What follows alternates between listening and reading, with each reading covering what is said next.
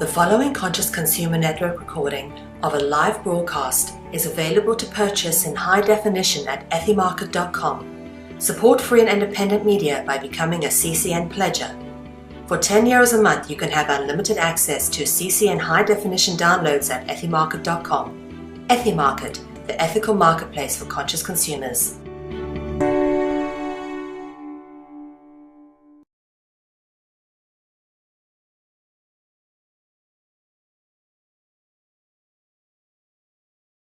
Welcome to Interactive You TV. This is the second show that I'm doing. I'm Dr. Carmen Boulter, and my guest today is Natalie-Marie Hart from Crystal Kids Radio. Natalie, welcome to the show. Thank you for inviting me on the show. It's always a pleasure to be with you. Thank you. So can you tell us how you ended up with your own radio show? Okay, nice question. I always wanted to be a radio show host. Even at 8 years old, I was interviewing my grandmother with a hairbrush. I used the hairbrush as a microphone and I asked her questions all the time.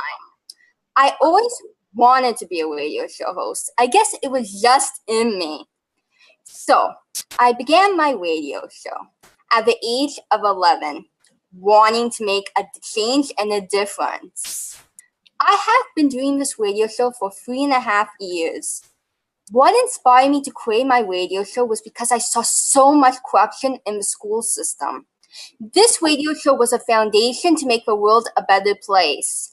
Instead of reading in a book about the people who are making history, I wanted to interview the people who are making history. I wanted to go after the primary sources instead of the secondary sources, as he teaches in Interactive You.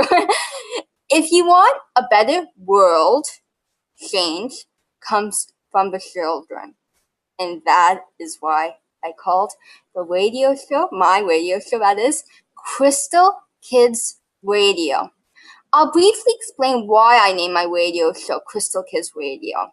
It was because the name crystal symbolizes the good energies like the actual crystal, and kids symbolizes kids that are the future of change. Kids can make a change, like myself. Kids are the future generation to create a change. And if we don't, we will continue to have a broken system to the way of destruction. And that is because we are in a patriarchy system. The patriarchy system is a masculine system where we are very disconnected. Matriarchy is a feminine system where everything is a balanced system, where you care about people, nature, everything is about balancing your life, right? We have patriarchy today. This is what she talked about, Carmen, as well. So you should know, right? So the biggest problem in the world today is the world is getting destroyed. And we are hurting Mother Earth. Mother Earth is the only planet we have. And if we destroy Mother Earth, we destroy every living organism on the planet. The world is already being destroyed. So we need a solution. That is, the kids need to stand up before it is too late. I have a lot of hope in the future generation. As long as we can keep them out of the system as much as possible. The school system was a place where you are meant to think closed-minded, right? Always in that box. And I always felt trapped. And that is why I went homeschooled. Homeschooling is the best thing ever, because you think outside of a box, right? And you're able to expand your mind, like you're able to think outside. So homeschooling is a reason why I'm at Interactive You today. The school system is just a broken system that needs changes. Really, it does. It needs changes because we need alternatives to that broken system. When I first began my radio show, I was opening a box to new information that I never discovered until I began my radio show. I saw the environment is being destroyed. Animal abuse is on the rise. Mankind is in trouble. It's a serious issue. I also saw that everything is to do with greed and control. It's always about that, and money is the number one reason why the food system is being affected, like, GMOs is a bad issue. It's very serious. GMO plants are serious. They're spraying pesticides on the plants. It's bad. I actually interviewed Dr. Gordon Edwards, where I learned about how nuclear energy and radiation is affecting the Pacific Ocean. Fukushima right now is bad. It's serious. Where kids are getting thyroid cancer, for example, or getting other diseases and cancers, and that's in Japan. It's serious. That heads back to nuclear energy, and the nuclear energy is destroying the earth. It is serious. I also learned from him about how the environment is unhealthy. Nuclear energy is killing the fish. And that is why I refuse to eat any kind of fish. It's even killing the birds. That's why radiation is an issue that needs to be addressed. I also learned from him about how, and I also learned like how the bees are dying as well. Like that's another issue that's serious, the bee holocaust. And something, bees are dying constantly. It's serious. They make, and if they die, right, we won't have any more honey, for example. And that fake honey at the store is not gonna top it, okay? If and then bees pollinate onions, beets, apples, apricots, peaches, nectarines, grapes, and so much more, and the list goes on and on. That's how much they pollinate. And if they die, we die. So bees are dying, and that's a serious issue. So it's a very unhealthy environment, and that's because of money and control and greed. So the GMOs are very serious, and there's a long list of things that are genetically modified. Like example. Here, I'll give you a list of the foods that are genetically modified because I think everyone should know, right? This is serious, so please don't touch it. It's very bad, these kind of foods, too. I'd rather you know about this because it's serious. So corn, soy, rapid seeds, zucchini, sugar beets, potatoes, and much more. And there's even cotton that's genetically modified. Yeah. But there's a long list, and GMOs is unhealthy and unsustainable for the planet. So Monsanto is bringing GMO seeds where I live. You should see it's genetically modified, like all over the place. It's a real environmental issue. And also another thing that's not good is Roundup. So these issues need to be addressed, and some people don't care or they don't know. And I really want people to know. People need to know about these issues. It's really important. And another thing that bothers me is Hollywood has become more and more influential, not in a positive way, but in a negative.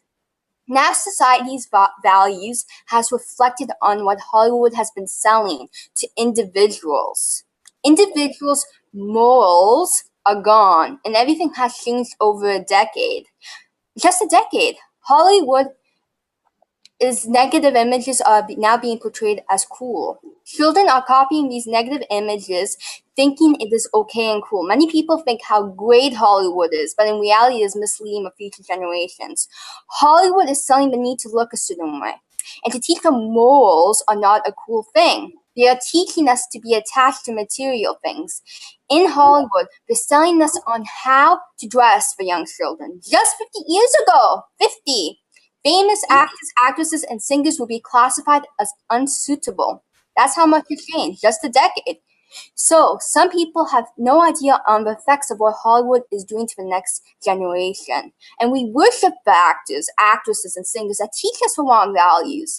And another issue that bothers me, let me tell you, many of these social medias, cause bullying amongst teenagers, where I have heard many of these kids commit suicide. This is all wrong. We have been misled for too long now. Many kids are falling into a horrible trap.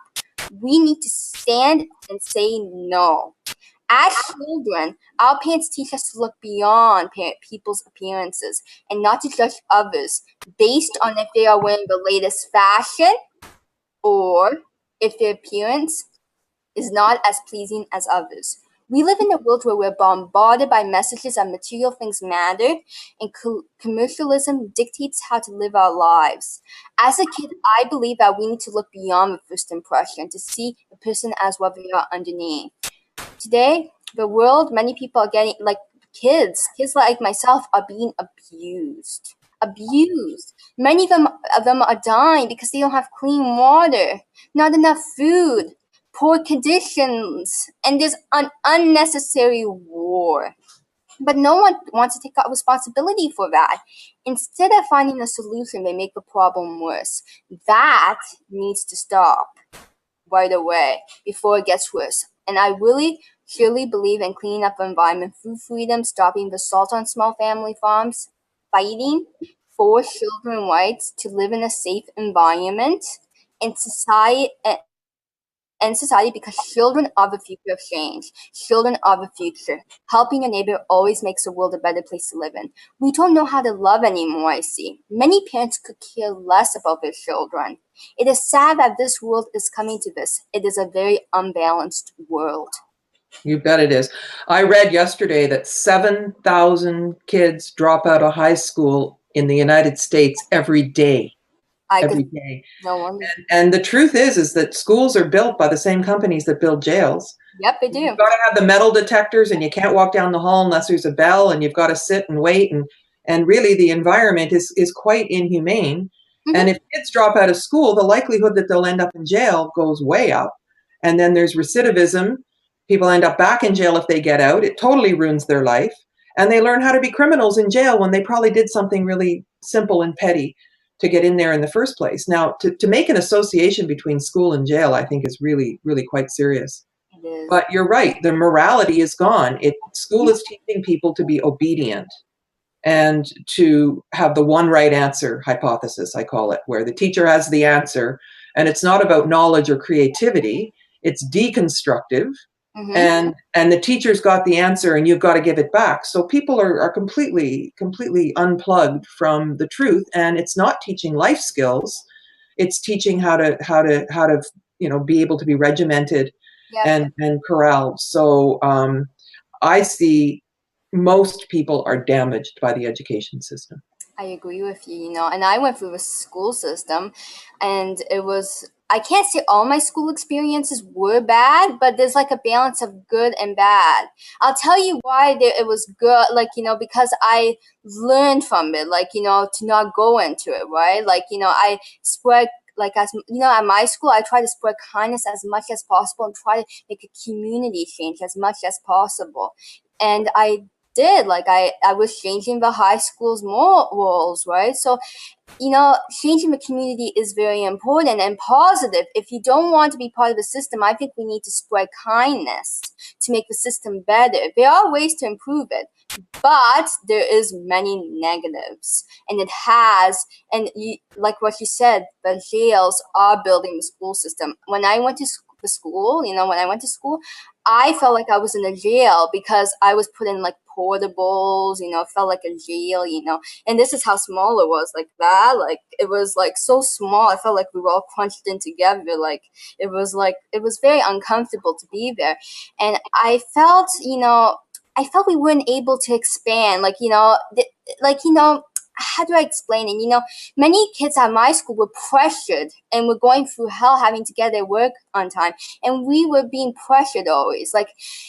For example, we had to work very fast. They wanted us to work fast, and we didn't learn anything in the end, right?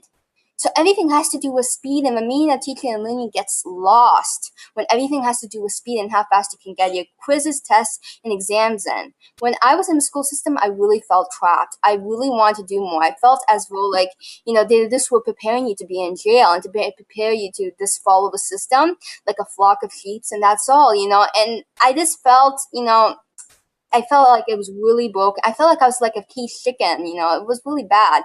But the school system is a system that's broken. But I learned a lot from the school system and what's going on there. I had to go through the system to learn the two sides of life. The school system is thinking inside the box, and homeschooling is where you think outside. So a good example, let me tell you an example.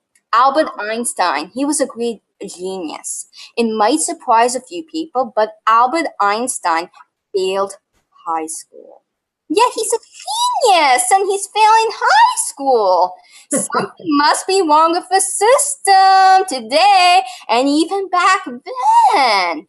Great thinkers always think outside the box, and the school system does not want great thinkers. So they like to dumb down the great thinkers as much as they can. The school system wants everyone to be the same.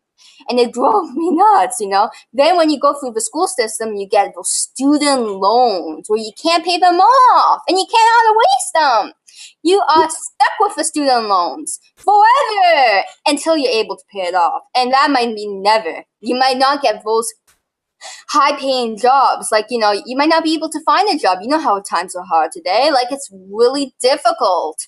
And it's all about greed again. And the system, in my eyes, is a complete mess and it's falling. So there has to be alternatives. And something what bothered me out of school, right? You know how they taught us about, they were teaching us about history, right?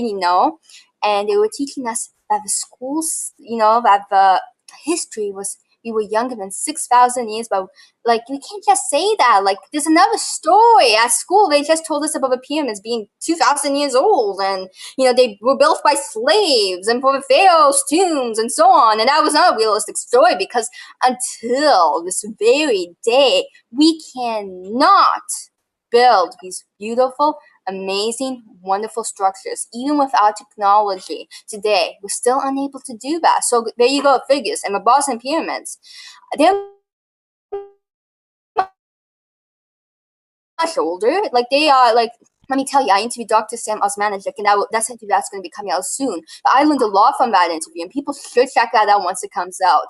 It's going to be on my website, www.crystalkidsradio.com. So these pyramids, they appear all over the world. So I learned a lot from what he said, and from you too, Carmen. So from when I went homeschooled, I learned how to think outside of the box, right? So I think I learned a lot. So there you go. So I saw the original certificate, the dating certificate for carbon-14 from between the third and fourth course of the excavated exterior portion of the Bosnian pyramid, and they dated it to 38,000 years old. And carbon-14 tends to make things look younger, so it could be even older than that. And but tell me, I think you stood up to your teacher when they were trying to say that the pyramids were tombs and they were obsessed with death and all that. Isn't that part of what led to you being homeschooled? Exactly. I try to stand up to my teacher, and they look at you what are you talking about? You're not supposed to think outside of a box. When I went to my teacher and talked about that, that information about the pharaohs' tombs, that it was older.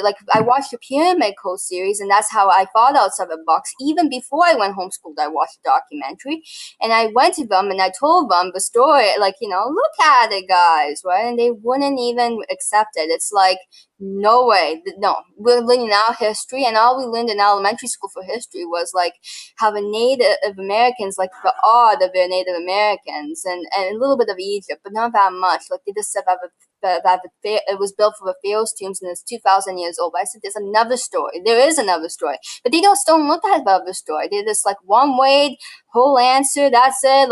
Oh no, there's no other answer besides that story. So I was trying to say, there's another story, guys. I've been always trying to do that. I always make them think outside the box, but they always like to think inside the box. And that's why I went homeschooled, right?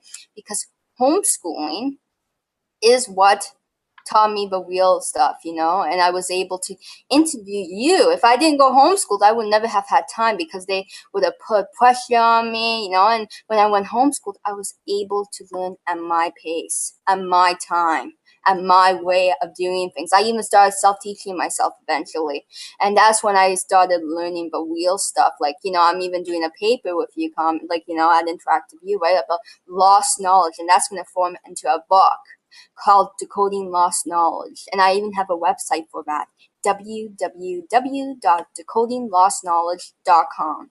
Not that, it's www. Okay. So you've developed quite a skill set that is necessary for running a business and for being outside the system, like an e-commerce website. And so you've written a literature review, which you're doing some different drafts on now, and you're looking at doing a book. Now, I understand you turned 15 on July 10th. Yes, I did. Yeah, and so you've been at this for a couple of years, and I think it's incredible that you're so ambitious Yes. So you've built your own websites. You've started your own radio show. You've interviewed a tremendous number of people. How many interviews are you up to now? 89 interviews, and I'll tell you, I'd like to give you a list of who I've interviewed as much as I can. I can't say 89 of them, but I'll try as much because we'll be here all day, exactly. But I've interviewed you, Klaus Donovan, Lee Philip Okay, Coppin. go slower. Okay, so Klaus Donna, say a little bit to the audience about what he knows and what he's about. Yes, he talks about like artifacts, and he's really great, And the late Philip Coppins, he was on the Ancient Aliens. He was on Ancient Aliens. Philip Coppins. Okay, so let's just fill this in a little bit. So Klaus Donna was given an exhibit of out-of-place artifacts for 3 months in a museum in Vienna. And he said, oh, sure, bring all that on. I'll tell you where all those artifacts are from. And after 3 months, he said, I've got nothing. These are all out-of-place artifacts. And so he's done some incredible work all over the world and continues to travel. And he's using this high-definition satellite scan that he helped me with for the discovery of the new parts of the labyrinth in Egypt. And so he helped to find the entrance to the Bosnian pyramids.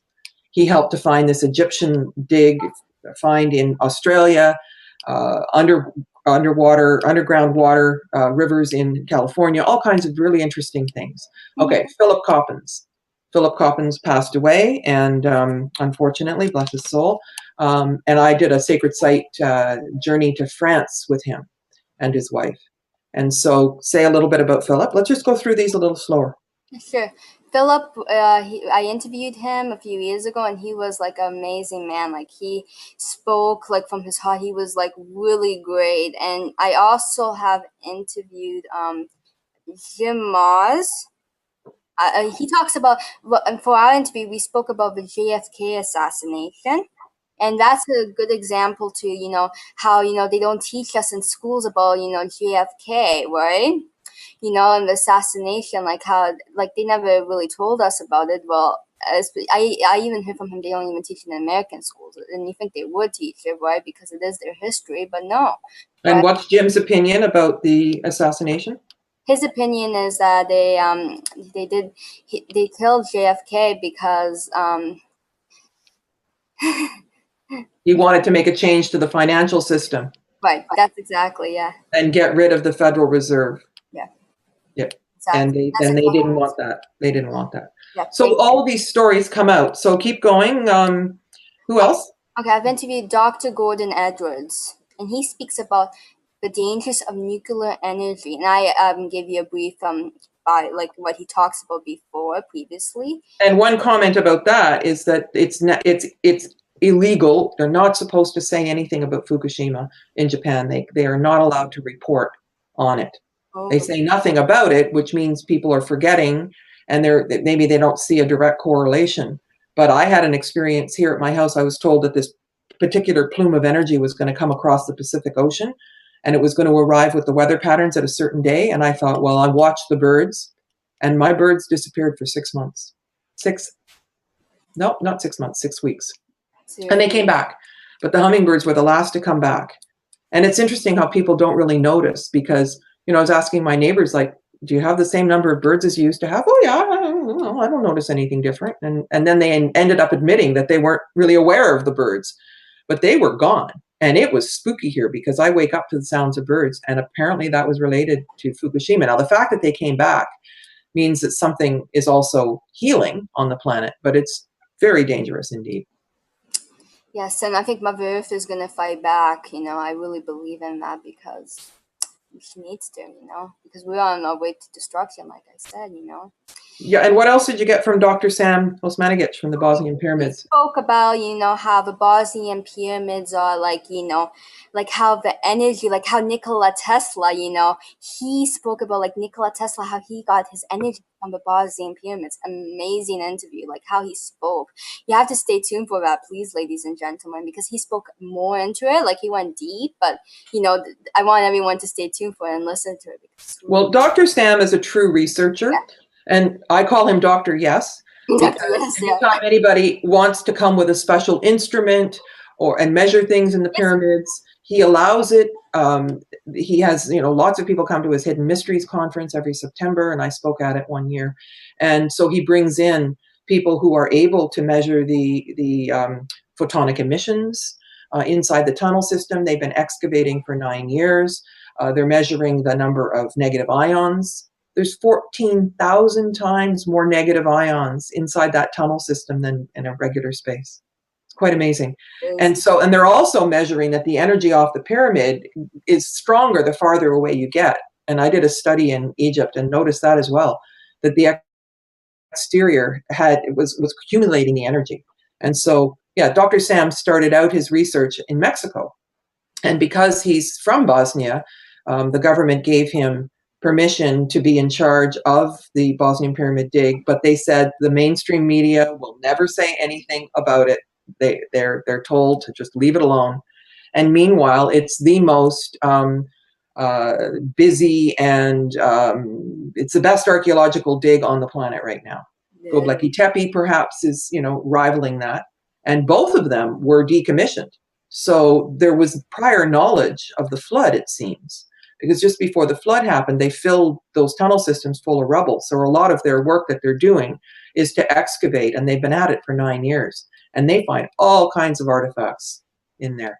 It's really quite fascinating. Yeah. But Dr. Sam is truly scholarly and a truly, truly kind person. You're really lucky to have interviewed him. Yep, he's wonderful. He was very nice and inspiring, and I learned a lot about the Bosnian pyramids. Nothing that they would teach you at school. They would say it's fake, because that's just the way the school system is. But I learned from him what is real, because he's primary source, like he taught me, right? Yeah, he's the primary source for sure. But the other thing is that after the flood, when the water receded, there was 3 or 4 feet of soil on top of the pyramid, which was enough to root trees. So when you look at these these pyramids that are pre-Diluvian, before the flood, they don't quite look straight-sided because the trees are all different heights. But once they excavate, you can see that they're straight-sided pyramids, which are known to be energy machines. But they're turning up all over. They turned up in Serbia, in Indonesia, in Alaska, in Antarctica. The pyramids are showing up all over. And that's not announced also in the mainstream media. Mm-hmm. So who else did you interview?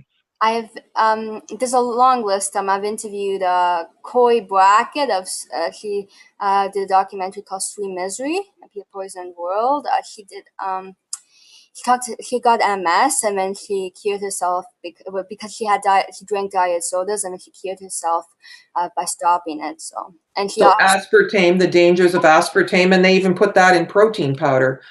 So all the things and all the different names, saccharin, all these different names, but it's highly toxic and also causes diabetes in an effort to be like a diet thing that are supposed to help people lose weight. It's completely the opposite.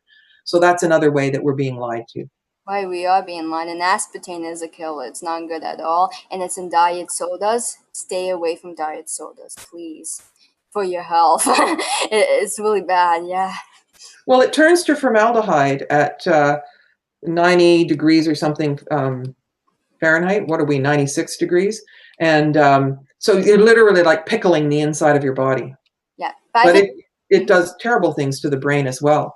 Oh, it does do terrible things to the brain. And another thing is MSG saccharin. Watch that. Look at the ingredients of what you feed your children or yourself, because if you give it, it's a killer. It's a killer. But Natalie, the thing is, though, is that it's betrayal of the public. I know it's betrayal. That even the corn and the wheat, and people are getting gluten sensitive, wheat sensitive, grain sensitive.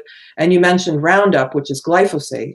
And it's hard to believe that the system would damage us and provide food that's actually toxic to us. I mean, that is a horrible thought.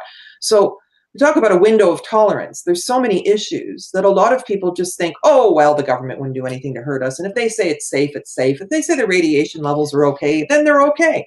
And we would never guess that the level of betrayal that governments are allowing to happen. They could stop it. They could do the tests. But one of the problems is that the research is skewed. The research is paid for by the companies that will benefit from this. And they really don't care about the people. So before you said abuse of the public. Yes. And I think that's a really tough term for people to grasp. We would never guess that the people who are supposed to be helping us and taking care of us in the name of democracy and in a global way, not just one country, but everywhere, would actually betray us with the food we eat. And most people don't know that. So that is quite serious. Mm-hmm. Now, there's Dr. Jim Willey last week made a really interesting comment. We know about the Stockholm syndrome, and that's where people like Patty Hearst was kidnapped and then held against her will. And then she started to have sympathy for her captors. And then she ended up working with them and joining them. And so, like a lot of people who are in compromised positions will start having sympathy for the people who are hurting them. And, that happens in families too, when children are abused emotionally, physically, and otherwise. But he said we're in a collective Stockholm syndrome, which I thought was absolutely spot on. And one of the things of crediting where credit is due is that I wouldn't have thought of that. But once someone else says it, it's really quite powerful. So collectively, we're assuming that the government is taking care of us, that the banks would never fail us, that, that all these things, people tend to assume that, corporations have our best interest in mind, and the world is falling apart, and none of that is true. It's all about profit. And you said it, in patriarchy, it's power over, disconnect, me, mine, greed, profit is the highest value. In matriarchal cultures, it's about balance, as you said, and it's about connecting. It's about constructivism, building something. It's about leaving more for the next generations, and being kind to the planet as well as to other people. Mm-hmm. And so a lot of people think that matriarchy is the opposite of patriarchy, and that women will then control men. But that's a patriarchal version. It's still a patriarchal way of being and thinking. And I agree with you that's the problem. And everything traces back to a lack of morality, and a disconnect.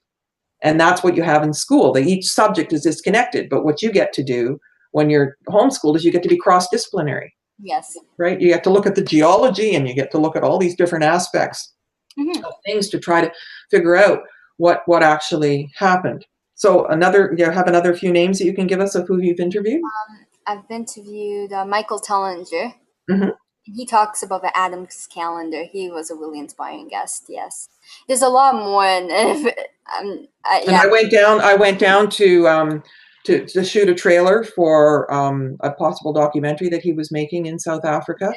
And so one of the things that is particularly interesting, though, is when you can connect some dots. So I have footage of him in his museum, and he's found a lot of stone tools and artifacts in the field where there's stone circles around Adam's calendar, and there's a lot of them. And he's been trying to calculate how many, and we actually flew over in a helicopter.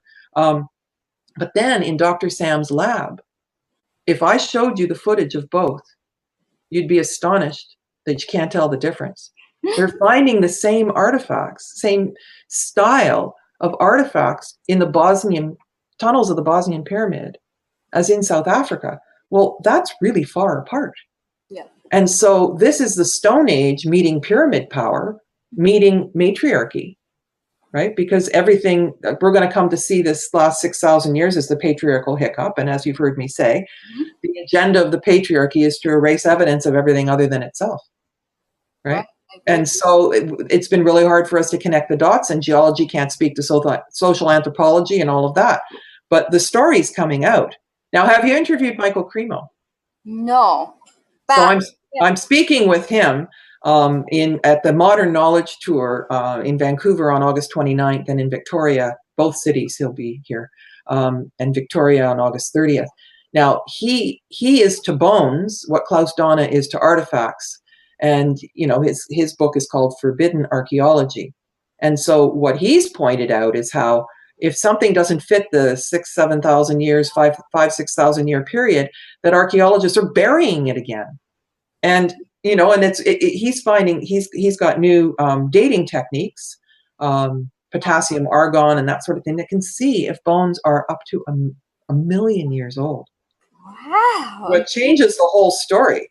And so he's had to deal with the interface between, you know, the system and the establishment and academia, and still stands strong. But he's collected an awful lot of stuff, and he's been at it for a long, long time. So maybe you'll get the opportunity to interview him. Maybe so. Is he coming to Toronto? I don't think so. No, because I'm from Toronto and I was wondering.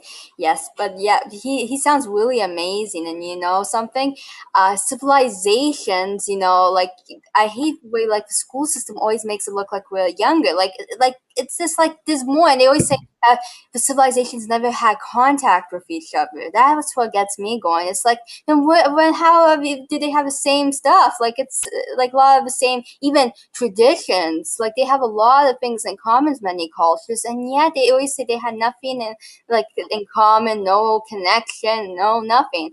Look at Mexico. They have the pyramids there. They have the pyramids in Egypt. They have pyramids everywhere, and yet they had no contact. Well, that's the disconnect. The patriarchal overlay is to disconnect everything. But if you think about a third party hypothesis, it seems that if the Mayans didn't speak to the Egyptians or the Sumerians, it seems that they had common ancestors that shared the same story, and they could have been Atlantean, and all of this can be connected. And so we need to put the clues together and ground things. I mean, you can't just say it's true because I said so, which too many people do.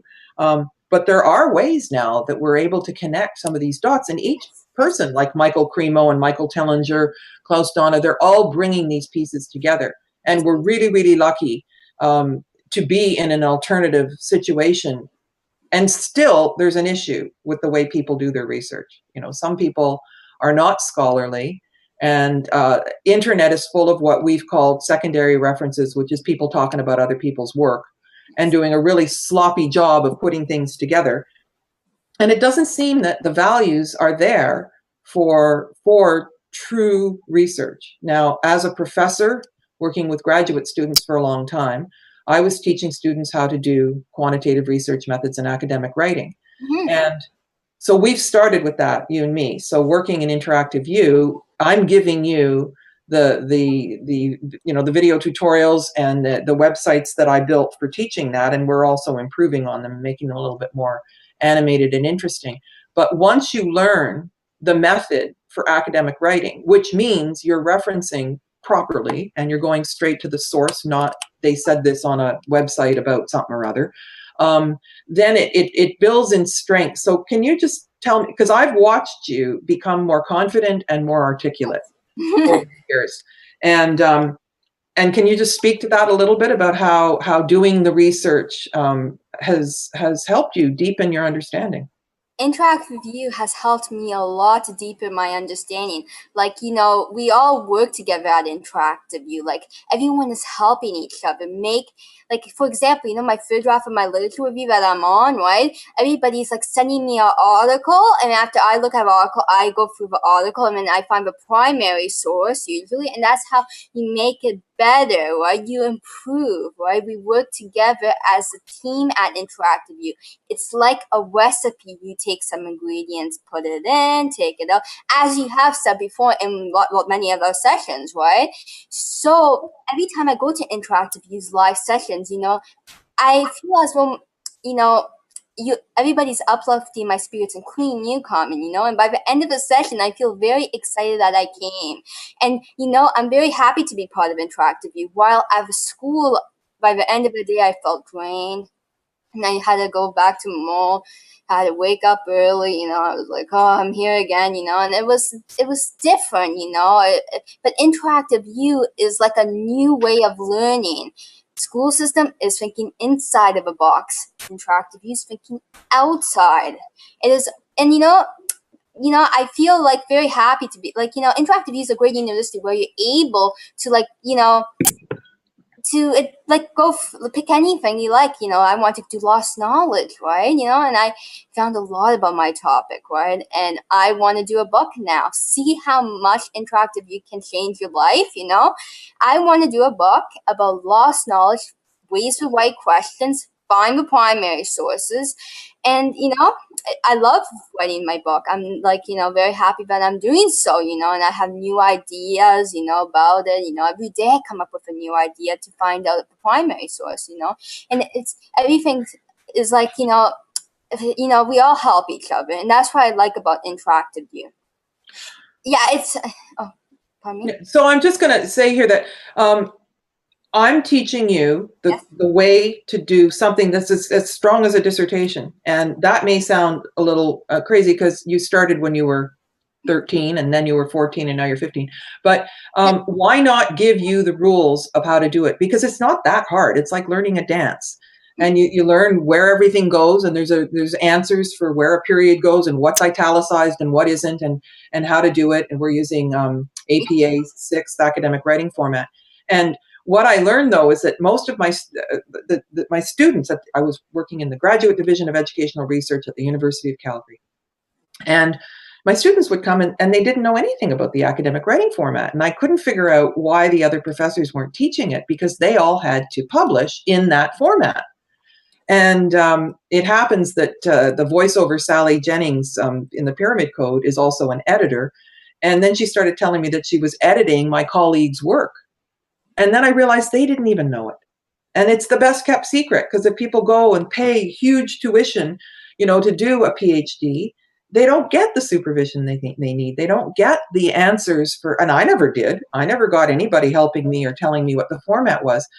And I have a theory about that, because I call it academic torture. But when someone graduates with a PhD, their research is actually newer than the person giving them the PhD, that's giving them the permission to have it. And so they become a little threatening, and so there's all this stuff about holding that back and not telling people like it's the prized possession is how to do the research. But people, in terms of quantitative research, I called it sadistics instead of statistics. But also, I always want to turn everything into a game, into something that's multimedia, that's cross-disciplinary, that gives metaphors for how you learn, and instead of it just being uploaded paper and a bunch of rules that are difficult to follow at best. And so by letting that secret out, then more and more people can learn how to do this properly. And I think it's essential, but most people don't even care.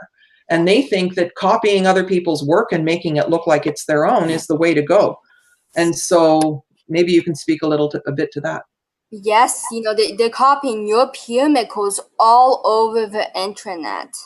You've gone looking, have you? Yes, I have been looking, and I think we are at 424 pyramid codes we've taken out. So there's a lot of pyramid codes on the internet, and that's how many, and they're adding it constantly on the internet. Yeah, it's going up as fast as we're taking it down. So 424 YouTube channels had uploaded the pyramid code and changed the name. You've been doing, you're a very good Googler, and you've been searching it and translating it in different languages, the words in different languages to see. And together we actually found it with Italian, Polish, Romanian subtitles, with a Czechoslovakian soundtrack, Arabic, Russian, and English. And most people, having changed the name to make it look like theirs, put a logo on to make it look like theirs, not credit me at all. And claim it to be theirs, and watching it for free. And we've been loosely adding up. It's 4.25 million hits. And even people posing as other authors. I learned yesterday that it wasn't even the person that I thought, and people monetizing it and trying to make money off it. So really, people are completely unabashed. They think that if it's online, it's theirs to steal. And that's still not, the way things should go. It's really tragic, actually, because, they could, if they're interested in that material, they could learn something about it as well. And the other thing about this method is, I don't tell you what to say. Like, a lot of teachers will say, well, you should say a little more about this and a little less about that. And they're not looking at the structure of how you write. And my point is that you can say whatever you want. If you build it on building blocks of references of who said what before you, and then you give your opinion. And so I think it's completely unfair and unnecessary to tell people what to think. Yes. And what to say. right? You need to say it in a way that you're not standing out on a limb. Somehow you have to ground it in something that's real. And that's what the Pyramid Code has also been. Like, here's a picture of something that looks like it's machine tooled, you know, and this fits with other things. And you build the story on things that are real. And sometimes we don't have all the information, but that, to me, that's the joy and the power of research, that you get a really good research question, and then you just focus on it and see how many things support it. And you just keep collecting them. And I say it's like collecting pearls.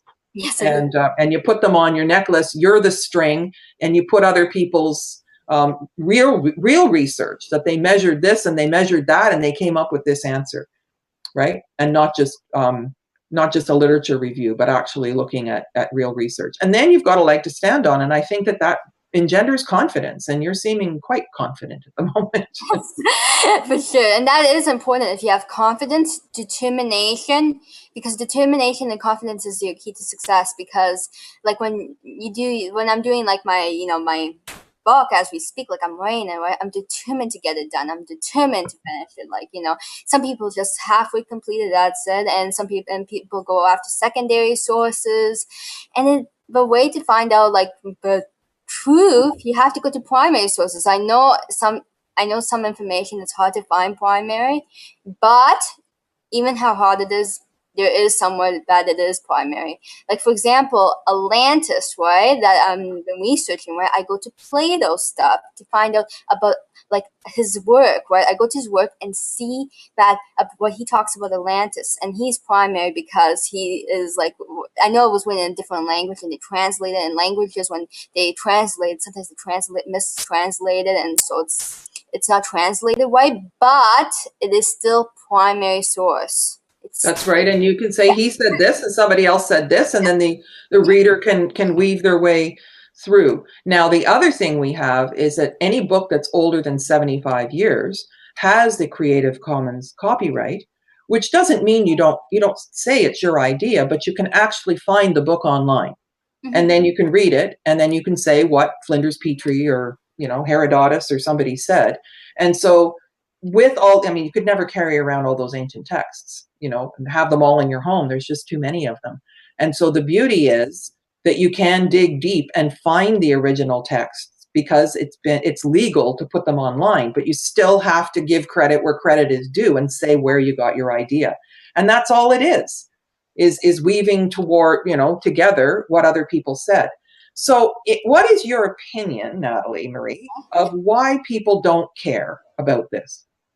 About this, because people are just so disconnected. Like, people don't want to, it's because of the school system. Remember that, right? People just don't want to care. It's a sad thing when people don't care, It's like people are just too much into their own lives. Like, they don't want to find out what's going around, like what's happening around.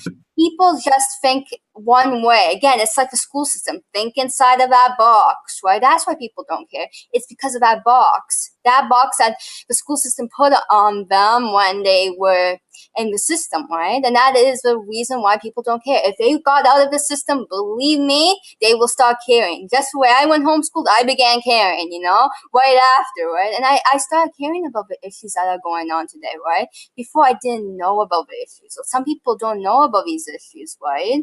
So it's serious, and people just don't know, or they don't care, right? And when they don't care, it's because the mainstream media is spreading propaganda, right? So we don't know what's going on, and then people just think it's that story. And again, it's the school system that makes you think that one way. So the mainstream media is making you think that one way, right? It's always making you think one way, and it's the one-way society, right? We think one way, and then it's me. Everything's about me in this society. It's patriarchy, as you said. And narcissism. Yes, it is. Yep. But there's another syndrome that people think that if they haven't heard about it, it doesn't exist. Now, if we're going to create a new world, we've got to have a model for an empowered humanity. We've got to understand, and that's why I look back in time to Atlantis, to Egypt, to other places, is because it seems that there were more peaceful, oriented societies that weren't warring. That you in their grave goods you don't find spears and all of that. But people think if they haven't heard about it, it can't be true. And so That too. that's what's been happening with this new scanning technology that Klaus Donna is connected with. It's a real-time, high-definition satellite scan that has a logarithm and a software program that identifies a signature for every different element: pottery, gold, precious metals, precious jewels, water, and they can go down 6 kilometers into the earth and look through layers. Well, we didn't have that before. Ground penetrating radar could go 5, 8, 12 meters deep. And if it hit something, it couldn't look through it. And so we have a better technology. But when people hear about it, they go, oh, no, I never heard about that. So it's not true, which is another form of narcissism. If I don't know it, it doesn't exist, right? And so if you try to say something from alternative media, like even, the Bosnian pyramids, oh, no, there's nothing there. Yeah, right away. That's because all the mainstream media keeps repeating the propaganda. We've got an economic recovery, whether we do or not. And they get their storyline, but they're also owned by the corporations. So if we don't have our heads on straight, literally and figuratively, and be able to look out our eyes and evaluate, then we really won't know what's going on, because the mainstream media is going to tell you that everything's fine and distract you into being a spectator. And I think that's another problem. They've turned us into spectators and consumers. Yes. So people want to be entertained. But when it comes time to building something and creating, and most people are just preoccupied with getting through the day. And they're getting drained in the system through, Wi-Fi, I call it, through fluorescent lights in the schools, through, I call them closed air, closed brain circulation systems, where nobody's thinking, like you say, thinking outside the box. And so it makes it kind of impossible. But if you're all concerned about how your hair looks and, what you're wearing and the new shoes you're going to get, then, that I don't see how that's enough to stimulate our brain capacity. But a lot of people, that's enough for them. And what are they going to do and spend their money on next? And that would come back to the window of tolerance. I mean, if the whales are beaching themselves and the bees are not pollinating the apples right here in my yard, after a while, and people are stealing intellectual property, and, we don't get paid when we're supposed to get paid, it can be really discouraging and demoralizing, and we can reach a limit to how much we can cope with that, and we shut it down. Well, who cares? I can't do anything about it anyway. Well, that's really dropping out, because as you've said, we all have to pull together to make a different world. And and the other problem, though, is SSRIs, is antidepressants and Ritalin and all this stuff to make. And you said it, Albert Einstein probably would have been put on Ritalin, and Tesla and everybody else who was thinking outside the box. And so, the fact that we've got toxins everywhere we look, and people are getting sick, and then the medical profession, there's a lot of issues here, but there is a way to move forward. And I wonder, have you heard of these 2 young kids who were doing a school project? They're 2 brothers. One was 7 and one was 11 or something like that. And then they're grown up, and they do these rallies, and you have to be 13 and under to go, or something like that. And they're building schools in Africa and digging wells, and it's all kid power. They were here in Vancouver not long ago. Oh, really? That's cool. And see, kids are making a difference. We have to work together, the people, kids, everybody, to stop a broken system, because we're in destruction mode. We're in the darkest ages. Like in the pyramid code, you have the golden age, the iron age, the silver age, and the bronze age. We are in the darkest ever. We are in the pit. We made a hole for ourselves, and we have to get out of that pit before Mother Earth gets hurt. And it is getting hurt. She's getting hurt as we speak, Absolutely. And though I always say, if you took the stick out of the spokes of the wheel, she would recover. She would start recovering. But, fracking, all these different ways, as you said, glyphosate, which is so toxic. Yes, it is very toxic. It's so toxic. That's Roundup. For people who don't know, that's the chemical term. But we really are in a crisis of values. That's what I've been saying. That the fact that people don't think they have to care about each other, or they can steal, unabashedly, and then argue that really they have the right. Right. And that they want everything free on internet. Like, why shouldn't a person who's spent, their whole career building the skills to be able to make quality material, make their money back. Like, you know, it's like, there's a lot of problems, and people are really damaged by this system. And I think that it's worked. What they've been trying to do to dumb people down has worked. And now people don't know how to think. So they're not thinking creative thinking. You know, they're not using creative thinking. School doesn't teach you to be cross-disciplinary, to build multimedia, how you build a website, you know, how do you maximize the use of your smartphone? Why memorize all these lists if you can just hold your phone up and your lists are there, right?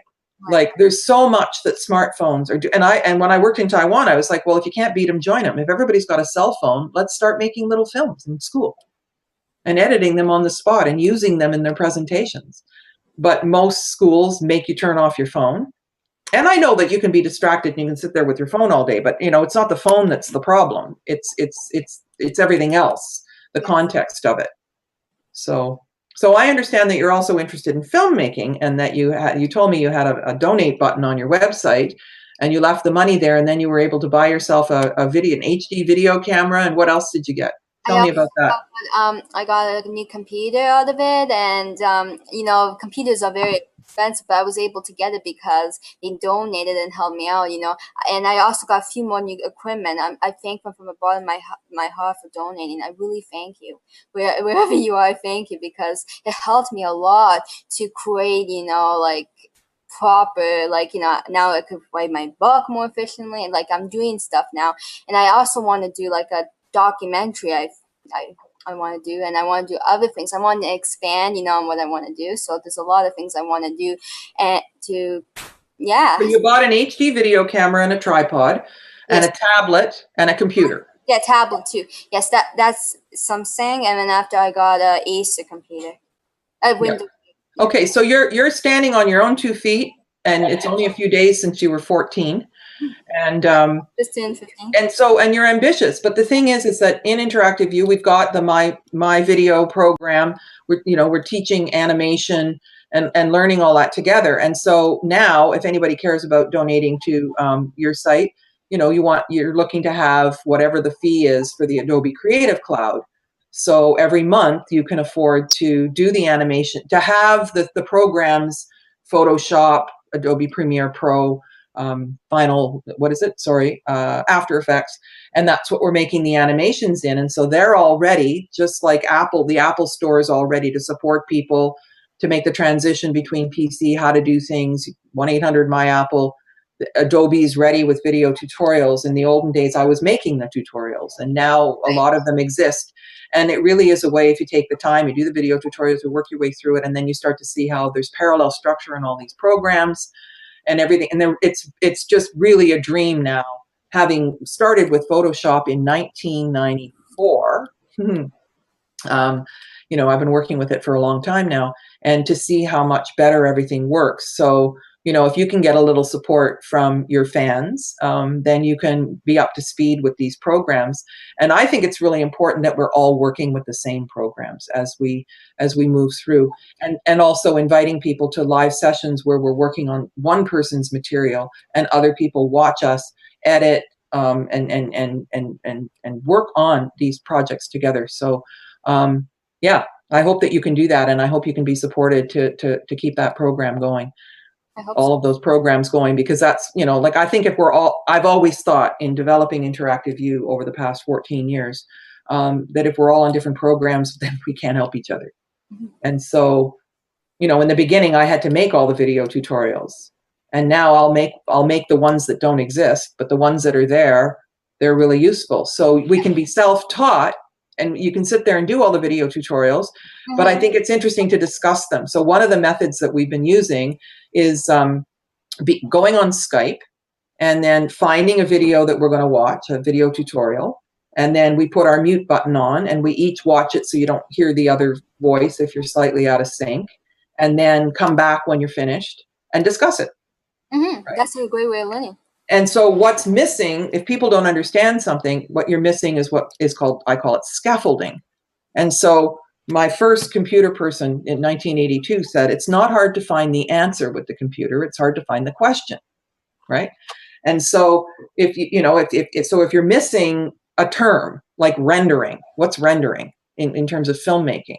Well, that's the process of all the layers of the lower third and the, the mist in the background and the person and the green screen and all these different layers, have to get married.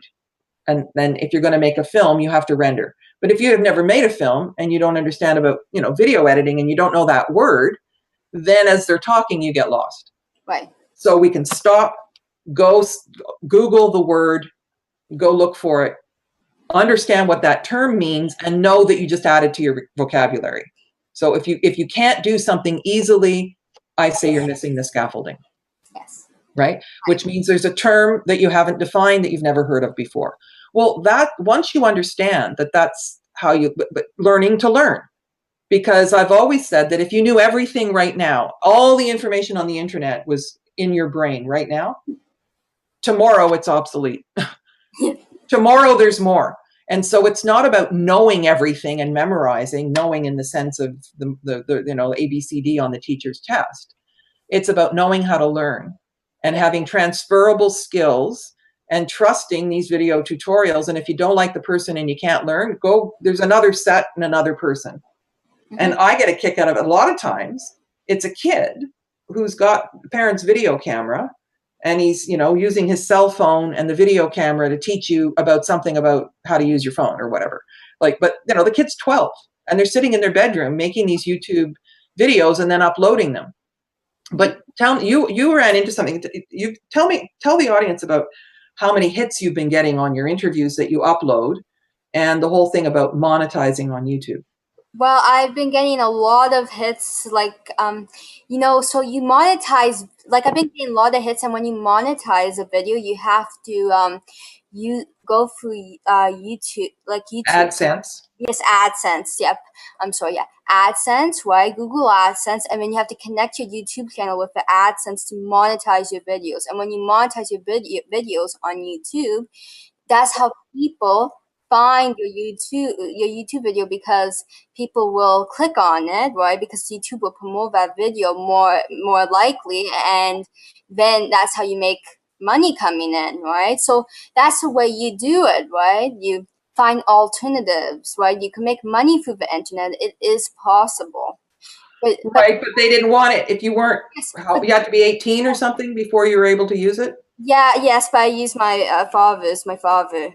He did it. But the thing is that I don't see why kids who are light years ahead, who are able to make these videos, can't be monetizing in order to fund their next computer and whatever else. I mean, the interactive view is all about learning to stand on your own 2 feet and not waiting for anybody to give you a job. And creating high quality, high definition, excellent, well thought through, parallel structure, multimedia, interactive online curriculum, and with immediacy of feedback too. So, if you build these lessons, I used to build lessons and then have a little, not test, but an exercise with a drop-down box. And if you didn't get 100% or you didn't get 85, you'd go back into the lesson and then you'd do it again. And you go round and round until you can get 100%. But you're seeing the answer as you work the exercise, and then you submit and you get the answers. Well, in school, you do your worksheet and you hand it in, and next week you get the answers. Well, you're completely disconnected from the lesson by then, and all you know is that you got 63 or 82, and you're not good enough because you didn't get 100. Yes. Methodology doesn't work at all. But having said all that, this methodology works, and I've tested it with lots and lots, thousands of people actually. But a lot of people aren't that interested in engaging, and they can't concentrate. They don't know how to Google things to find an answer to teach themselves, and they want everything handed to them, but that's not engaging. So what we call this is social constructivism. Mm-hmm. So in school, you critique Shakespeare, you deconstruct something, but you're not building anything. And you also get your 55 minutes, and then you got to go to the next. In math, can't speak to geometry or whatever, and you can't speak to history, but everything has to speak to everything for us to really understand, right? And to build something that makes sense. And so social means that we're talking to each other, and constructivism means we're making something. But the other part is modeling. So the people in Interactive U who've been there longer are actually showing us videos they've made. They're actually, learning the video tutorials and going on the next step. So the longer you're in there, the more you see it's possible that you can write a book. We've got a My Book program. It's possible that you can make a video. and that you can learn animation and that we can learn it together. So we kind of have gotten to the point where when we're doing these things, we don't want to be sitting there by ourselves. We want to be in a situation like this and sharing and learning as we go and explaining why it works and getting a solid footing of how to be inspired by this sort of thing and how to trust your own creativity and how to have an excellent output. Because if you're around me and it's not in the proper format and your PowerPoints aren't a family of slides, and if it doesn't all work, even defining a term before, you start talking about it in your paper, all of these are the tools and the rules for how to respect the audience. That's my bottom line. And that's why people like the pyramid code. Yes. Right? And yep. Mm-hmm. And I don't agree with people like how people are using the pyramid code on YouTube, right?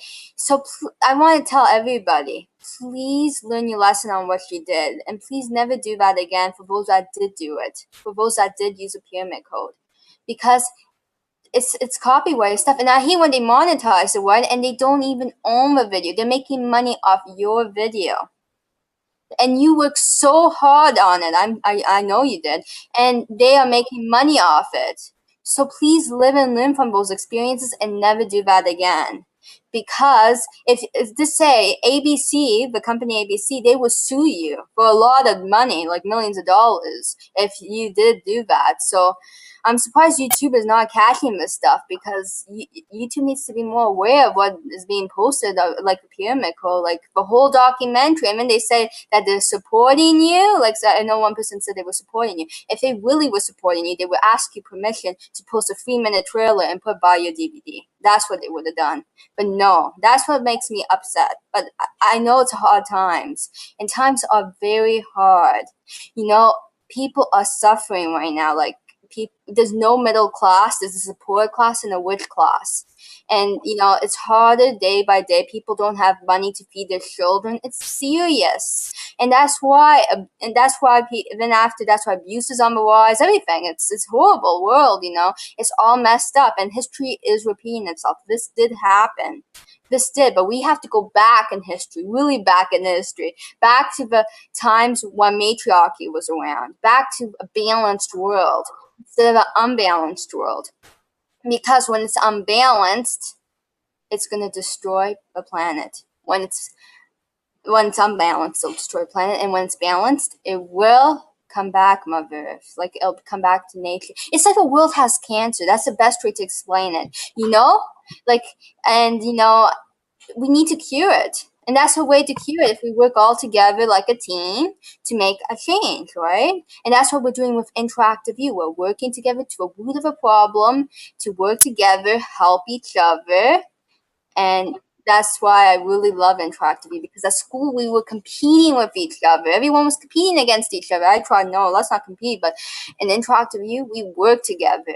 We just work together. And that's it. That's our bottom line.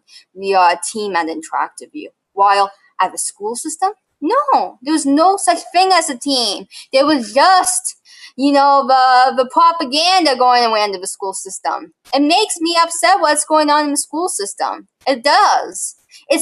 7,000 people a day are dropping out in the States. There's definitely something wrong. For sure.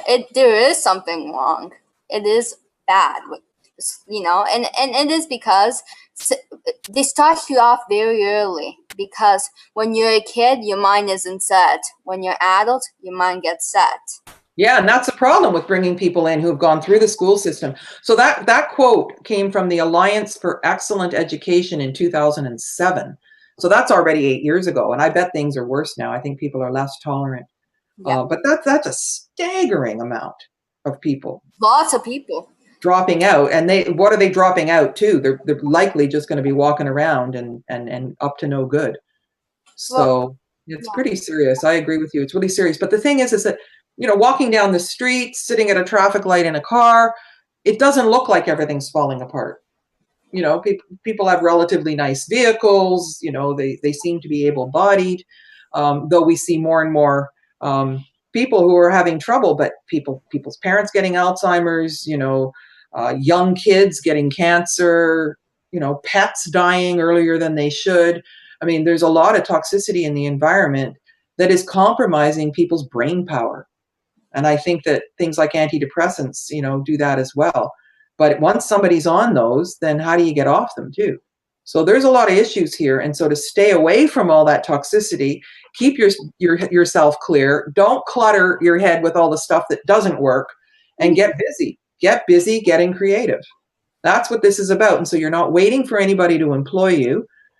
You're gaining the skills so that you can have multiple sources, streams of income, multiple websites, and YouTube channels if that's how you want to go. However, don't get too excited out there if you think you're going to make a lot of money on YouTube unless you go viral. Because just in the last week, I started a YouTube channel and I've had 25,740 views of my videos. And the monetization comes to 67 cents. That is not. Which is 2/1000ths of a cent for every hit. So we're not getting rich on that. Of course not. That's what I mean. It's very hard time. So YouTube is not giving us a lot of money, right? Even me, I don't have a lot either. It's the same amount. And it's not, if we put that together, it's only $2. And it doesn't even make $2 probably. So did you say you get up to 1 million hits on one of your interviews? Well, it was on my website, not on the YouTube channel. You got 1 million hits on your website? Yes. Rock and roll. That is impressive. And the thing is once we understand how to use social media properly, there really are opportunities to go viral. And I say, if you put junk out, then it's junk. But if you put something out that's really of high quality with the values all in place, I think that is what leads to things going viral. Yes. And it is very important to make your videos viral, to make as much money as you can, It's very important, But then there's video on demand and various, but the thing, having started computing in 1982 and living in Asia, working as a professor, everybody was more into the technology and I had access to all kinds of new stuff. But now a lot of these programs have really, really come up to speed, and they're all interconnected with Flickr and Tumblr and Twitter and Facebook and all of these different pieces, LinkedIn, they all fit together, which can be a little intimidating and daunting. Yes. Because then you're viral as well. But if that's the way of the world, let's do it properly. And then what I'm finding too is that everybody's relating to everybody else in terms of their topics, because it's values driven. It doesn't matter if you're doing lost knowledge or how a cultural, sociocultural context could have existed in Atlantis. What would it have been? Or somebody else looking at villaging. How can we live in community? People are all over. In Australia, all over the place, the United States and Canada. We haven't had too many people from Europe yet, but this show is being broadcast from Europe, from Holland. And so, yes, there's fascinating tools, including the tool we're using right here, which is Zoom. And you can see both of us on camera. You can have up to 16 people on camera. You can share a desktop. There's all kinds of things we can do. But what the clever people who have set this show up have been able to do is take a CCN button and put it on the Pyramid Code and Interactive U website, where people can watch the show right on Facebook 24/7. And so this show is broadcasting at a different time this week only, but will be on from 1 till 3 o'clock every week on Tuesdays Pacific time. And so my intention with this is to have it really truly be Interactive U TV. And so I'm hoping to showcase students' work as it becomes ready, and model. That's the whole thing about modeling what we're doing in terms of how we discuss things, how we talk to each other, how we access, and hopefully even doing some learning live sessions where we're actually working together and figuring things out and showing people how it's done.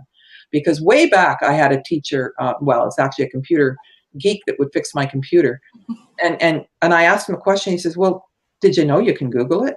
I'm like, what do you mean? He says, well, as long as you write the question exactly like you're asking it to me and you put a question mark, you can find out anything. And if you have a problem, you copy what it says on the error message into Google, and you'll get a whole bunch of people that can say how to fix that. And you just have to keep looking until you find the one that gives you the solution. Well, that's brilliant, right? And now with Creative Cloud, by paying it on a monthly subscription, you've got somebody to call. which we didn't have before. And with 1-800-MY-APPLE, there's somebody to call. And they know that you wouldn't call unless you were stuck. And so they treat you with respect that you've done everything you can think of, right? And then they walk you through, and they can take control of your computer. And so we can just learn so much from these technologies. So we've described the risks of people stealing the material, but we can set it up where we're constantly patrolling so that we take it down when it went up. As it's going up, we take it down. So I was working on that by myself a long time ago, and I just gave up because there was just too many people uploading it. But, you know, it may not be such a bad thing, but I do know someone who is a radio interviewer who posts all his material, and he's got something like 11 YouTube channels, and he's pulling in $5,000 a month. Amazing. Because everything he does goes viral. Well, that's, I think, what we have to prepare ourselves for, build enough of a social network. And this is what I call this, I'm calling it Interactive U TV here, but at the beginning of planning Interactive U, I was going to have a server called Social Action TV. And the idea with Interactive U is you have 3 interactive processes in each course. And the first one is self-reflection. And of course, it's topic-driven, depending. There's 31 courses. And the second one is collaboration.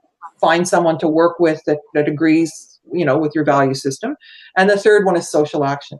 So how can you take your knowledge and put it into the community in a way that's useful to people? Useful to you, you know, like, okay, so you can read and say, yeah, it's all, and make it entertaining. But really, why bother developing at this level if it's not going to help people, you know, by teaching them a different value system or helping understand why things look the way they do. And so I'm quite fascinated to see the variety of subjects that people are deciding in Interactive U to research.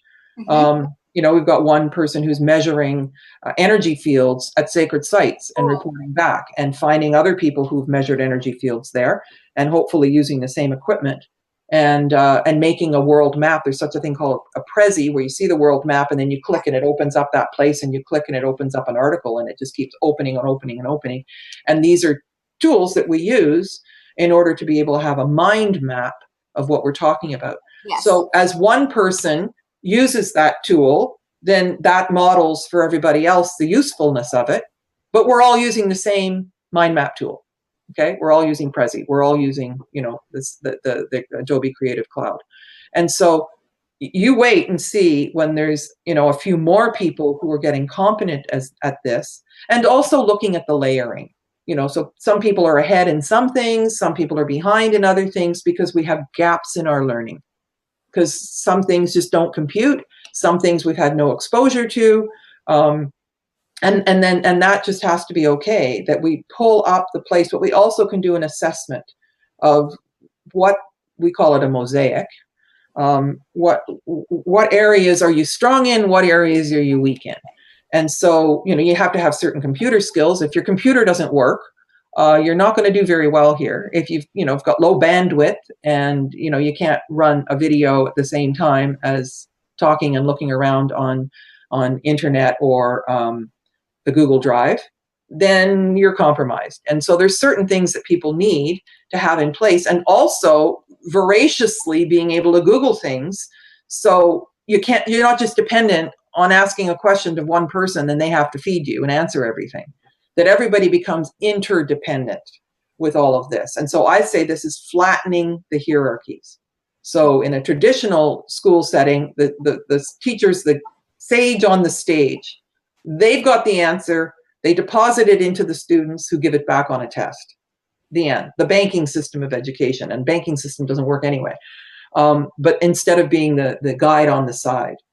Yes. So what I noticed with my students in Taiwan is they were all working in blogs and posting pictures and speaking English, even though they were Chinese Mandarin speaking students. But they started helping each other, because if somebody asked a question and they had the answer, they were delighted to be the person that could answer the question, mm-hmm. which took the pressure off me, right? And then I was able to make more tutorials, because they were helping each other on the stuff that somebody already knew. And so flattening the hierarchies is something that comes from a model for an empowered humanity. that no one's power over. Everyone takes turns, and the people who know more help the other people and everybody gets pulled up. So in Taiwan, the students, they had been taking English for 10 years and they could pass the test, but they couldn't speak English because they were terrified. They were terrified of making a mistake. They couldn't even tell you what their name was or order lunch. So that way the school system was presenting showed how it doesn't work. Yes, it does. And everybody had gaps in their learning, and everybody, as you said, had to be the same. Well, they weren't the same. And so to find ways to pull up the places or notice, I don't have anything here. I don't know how to do anything about research. And actually, I don't know anything about writing either. But I would like to explore this as an idea. But I'm constantly saying, we're here to make stuff. A little video, a little animation, write something, make a website. Let's go. Let's make something. And get a little competitive, where, we want to be having output and enough output that we can then, gain in the community and have something good to show. Lots and lots and lots of stuff. And so, and I become part of that because I'm learning animation as you learn animation. Yes, we right? learn together. And the thing is, though, is that until you start doing these tutorials, you don't realize how logical and functional these programs have become. Now, as I said, I started with a Commodore 64 in 1982. I was the only person I knew who had a computer, and I opened the instruction manual on page 1 and went, what do I? And the only person whose email address I had was the guy at the store. But I knew eventually it would catch on. But it's taken a lot longer than I thought it would take because I was like, running ahead, using all this material a long time ago. But to me, what else is there to do? I think it's the best game in town. Build useful, multimedia, cross-disciplinary, culturally inclusive, interactive online materials. Mm-hmm. And that's why interactive view is like, we all are working together. Like that's what I like. And we could do a tutorial, for example, right? Like, so you can make more money and make it viral, right? So example, if you want to do a tutorial about how to use a program, right? People will want to look at it and you get an extra click and that's how stuff goes viral, right? And you bring it to the social media. Social medias are very important and we work together to bring interactive youth as a team. We work together and we learn the real information, which the school system did not supply for me. The school system was always, I just felt very trapped, as I said, and very I knew there was something else in life. Like I even knew when I was younger, I knew there was we were in such a bad problem. I felt like I was in a problem, right? And I had to get the solution. And that was homeschooling. And that's where I found more solutions to the system to fix the system, right? We have to fix it because if we don't, we're going to, like I said, we're going to destroy the world, right? Well, and in schools, they lock the computer labs, and when kids go in there, they vandalize. I remember years ago with Calgary Board of Education, the kids used to take the little roller ball out of the mouse so that nobody could use the computer. Yeah. And then the computers are sitting there empty. In Taiwan, they always had the computers labs open, and the kids would come and go, and I always taught inside the multimedia lab, and then every 3 years, they got new computers. Well, we don't work like that. And you're supposed to just do what they want you to do. But with computer lessons all together in a class, that's torturous because, you get some things and run ahead with it. And then you get stopped at something and they run ahead without you. And so the video tutorials, you can stop and you can pause it and say, I'm missing something here, as I mentioned before about scaffolding. And then the rest of it that you're going next, got it. Whoop, stop. Don't have this part. Right? But everyone's going to get stuck in a different place, which is why these tutorials have to be like on a self-serve basis where you can stop and fill in the blank. And so, yeah, I won't say that interactive view is suited for everybody because some people are inflexible. Some people don't have the bandwidth. Some people don't care if things are all secondary reference and just copied from everybody and it's mine. But I do think that there are quite a few people who would definitely benefit from it. And there's also people dropping out of university and they end up with these horrible student loans. And that what an anchor to drag around for the rest of your life. And I don't know that it's prudent to be waiting for somebody to give us a job. Mm-hmm. I just don't think that that's forthcoming. And the jobs that are being, are available are part-time. They're in the service industry, waitresses, hotels, that sort of thing.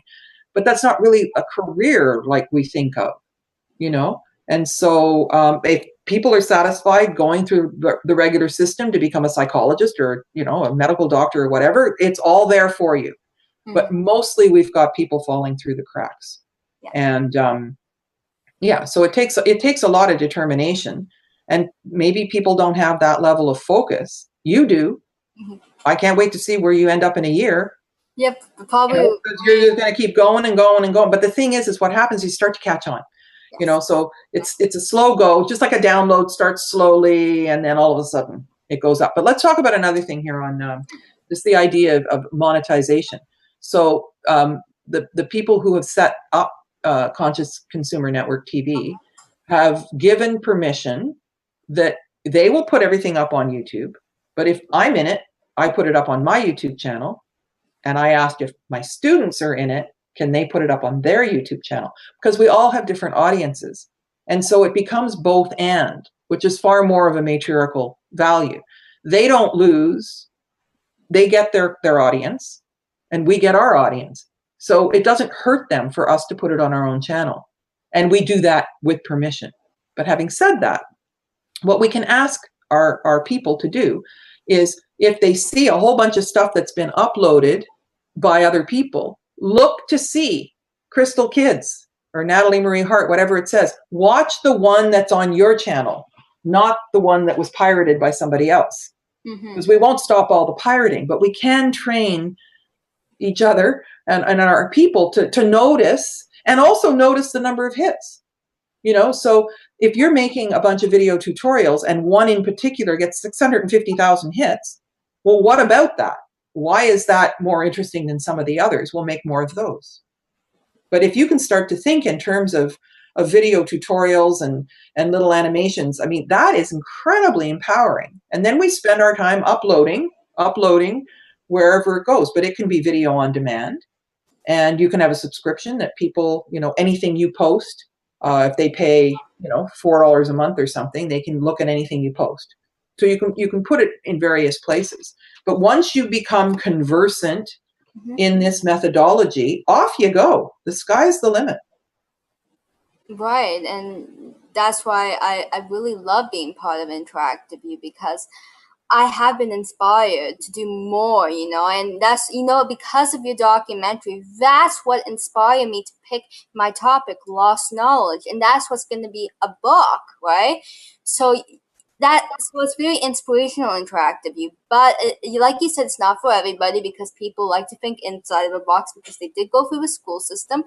But we can open some minds, because they are free thinkers. A lot of people are, but they don't know it, because the school system has trained us, all of us that are in the school system, to think inside the box. But if we can expand, then that's when the real change happens. That's when real change happens, for sure. And that's why I really love learning more about my topic. I love my topic. At school, I seem to not like it, because they chose your topic. It's like, I have to do this and I don't even like it, right? It's like they shows it all for you. You have to do it this way. Then they give you these negatives. That's all they always gave me. They always put me down, always. I remember, every 2 minutes. Oh, you didn't do this right. Oh, that means you're not good anymore. That's not right, right? It's not right at all. So when, you have to push your, you have to get out of that system, and we have to find, and that's what Interactive U is doing. Interactive U is changing the old way of thinking and bringing the new way, the positive. So I think in terms, sorry? No, go ahead. I think in terms of the Olympics, and I think of Michael Phelps, and with the naked eye, these two hands hit at the same time. We thought he was going to win, and then it turned out to be 0.0 something of a second, and one guy won and one guy didn't. And the naked eye couldn't even see the difference, but when they slowed it down, Well, we got the whole thing set up that if you come first in school, you win, and anybody who doesn't come first loses. Right. And so it's not differentiated learning, which is, the teacher having a big bag of tricks and meeting everybody. If they're auditory, they can do something musical. If they're kinesthetic, they can stand up and drum their lesson or whatever. That auditory, visual, kinesthetic, multiple intelligences, mathematical, engineering, interpersonal, intrapersonal, so between and within yourself, all these different things that can be developed simultaneously, seeing the individual and meeting individual needs. Well, at first, teachers are like, well, that's too much trouble. I want to just give people a worksheet and make them, fill in the answers, and they have to be quiet and sit there. And it just isn't a natural way to work. Like, even being able to get up and take a break and make a cup of tea, and then your brain kind of refocuses, and then you sit down, and then you're fresh again. Not taking long breaks, but being able to take your breaks, when you need them. When you, and so what they're telling everybody is you have to go out at 10:15 till 10:30, and you have to be outside when everybody, and you have to sit in the chairs. No, you can't sit on the carpet. Like, that's just completely unnatural. Why can't you sit on the carpet? And why can't you mix, home ec with shop? Why can't you have a project that goes between? And also with Interactive U, you bring your project between the courses. You can take your passion in words and learn that part and keep the same project going. Mm-hmm. So let's talk for a minute about choosing the topic. Okay. And so the example that I've given you is that when I was director of the Women's Therapy and Research Center in Calgary, the Southern Alberta Institute of Technology phoned me up and offered me to have 2 practicum students in a research assistance program. And they said, you're going to have 2 full-time research assistants, mm-hmm. for 9 months.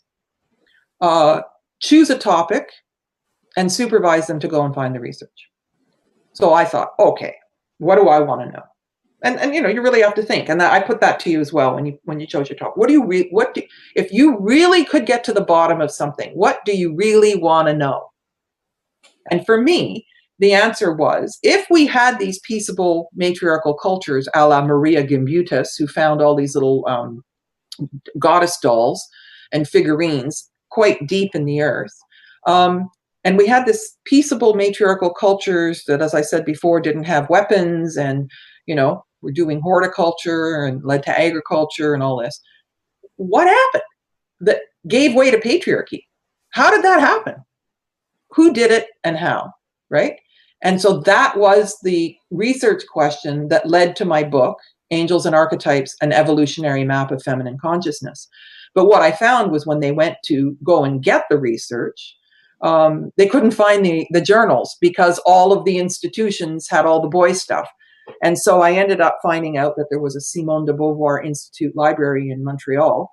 And I put my son in writing camp and just dug into the research and found what I was looking for. So essentially, I ended up doing a lot of the research myself because these students really couldn't find much, but they started to understand how research is done and all of that. Anyway, so I put that very question to each student in Interactive U, like, what do you want to know? Right? What do you want to do? And so we have people making e-commerce websites on plant-based, love-infused nourishment. And we've got somebody now who's interested in the geometry of astrological charts. Good. Somebody else interested in the geometry of music, right? And so these are lofty, huge topics, not something, and original, and not something that you're gonna be able to finish up in 10 minutes. But that's the other thing, 1 hour dry cleaning, 1 hour develop your pictures.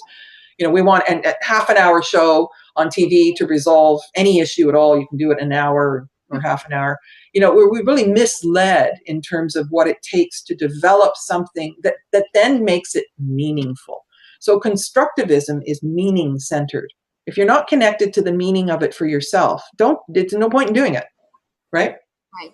It has to be, it has to be meaning centered, and it has to be building on what you know and giving you the tools to pull up what you don't know. So I always feel really sorry for people who don't finish their dissertation, for example, ABT, you call it, an all but thesis degree. So they do the coursework, but when it comes time to actually doing an original piece of research, they get stuck. They don't get the help they need. They don't have the tools. They don't have the toolbox. So they're still paying the tuition. And in the end, they've got the student loan and they never finish their work.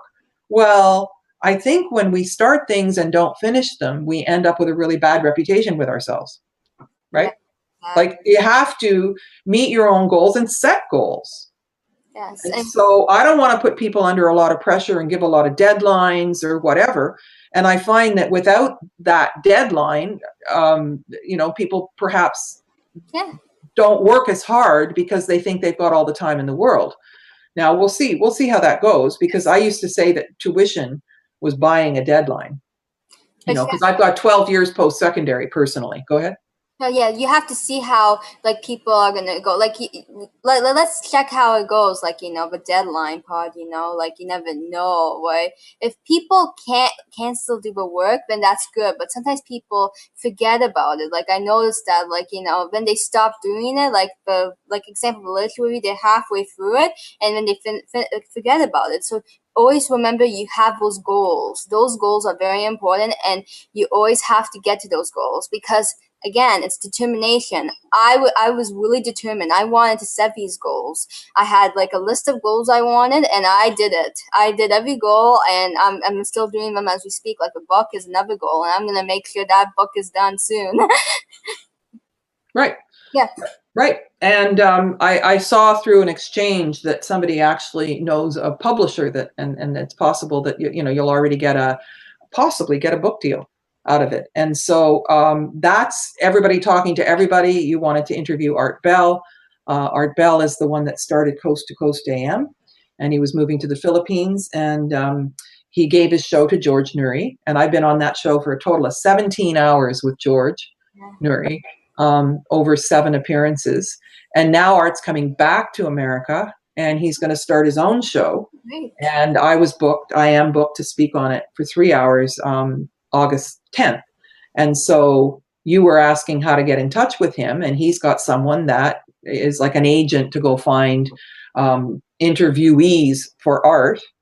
And that person is the one that you contacted to see if you could interview Art, because what a rich background he's got interviewing all those people all those years. And I have to say hats off to George Nuri, because he really has done a fabulous job of just taking that whole situation and making it his and keeping it going beautifully. Yes. So when you're on Coast to Coast now, you're on over 650 syndicated shows. Yes, for sure. Then a lot of other shows, you're on one show. And so the whole thing is, what's the reach? But the agent that helps Art get clients is the one that is suggesting that he wants to support young people and possibly he could get you a book deal. Well, I mean, how many 15-year-olds get that? And did that happen when you were 14? I think that was last week. You were 14 when you were offered your first book deal. Yep, 14. It was actually one day to my birthday. That's a funny part, yeah. Just one day, funny. Yeah, I was born on Nikola Tesla's birthday, and Nikola Tesla is one genius all on his own. So why don't you tell us a little bit about your feelings about Nikola Tesla and what...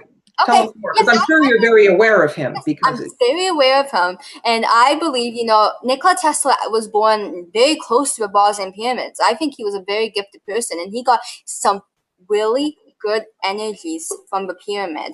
I think Nikola realized that the pyramids were maybe energy plants that gave free energy instead of what we have today, like nuclear energy plants that are not very safe for the planet and very unhealthy. So because of J.P. Morgan, who stopped Nikola Tesla, he is most of the reason why we today do not have free energy. Look at J.P. Morgan and how celebrated he is.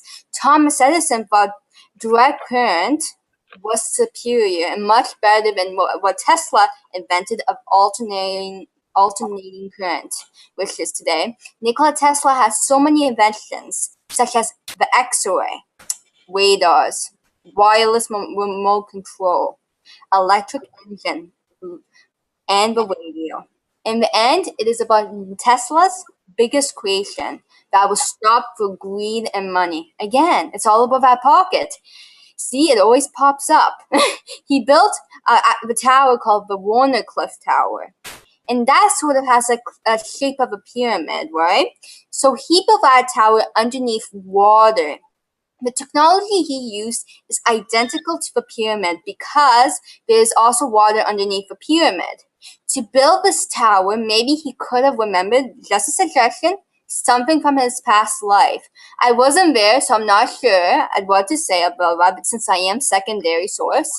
But what I can say is that the tower was the first wireless transmission station.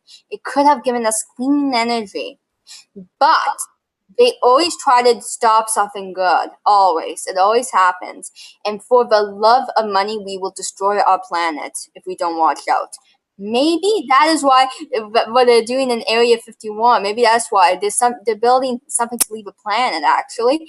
So maybe that's what they're trying to do. Like, they're trying to destroy the planet, and then it's going to be like a movie Wall-E, right, where they believe they came back and rebuild the planet, or they may go and destroy another planet, but where they're going. Yeah.